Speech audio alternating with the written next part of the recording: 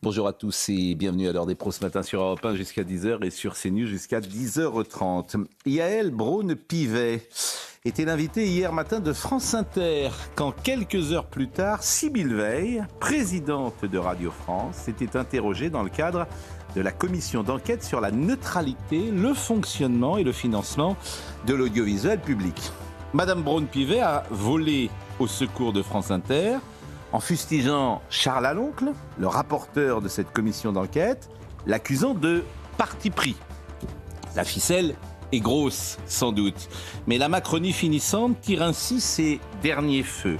Résumons-nous.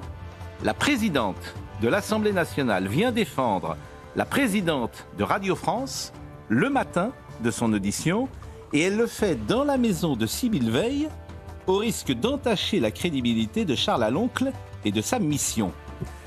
Madame Braun-Pivet incarne la collusion qu'il existe entre le service public de l'audiovisuel et les acteurs du camp du bien. Charles Aloncle est un homme de droite. Il appartient à l'UDR, le parti d'Éric Ciotti, proche de Marine Le Pen. Pour Madame Braun-Pivet et ses amis, on n'est pas loin de l'incarnation du diable. Quand Aurélien Saint-Toul, député de la France Insoumise, mène les débats sur le renouvellement des fréquences de la TNT lors d'une commission d'enquête. C'était en février-mars 2024. Débat mené avec le parti pris qu'on a vu. Madame Braun-Pivet ne dit rien. Ne vous y trompez pas. Madame Braun-Pivet vient du Parti Socialiste et comme Emmanuel Macron, elle y retourne. Et vous verrez qu'elle sera du côté de LFI quand il s'agira de faire barrage, comme ils disent, si d'aventure une élection municipale, législative ou présidentielle l'impose. En attendant, si j'étais Charles Aloncle, je convoquerais Madame Braun-Pivet devant la commission.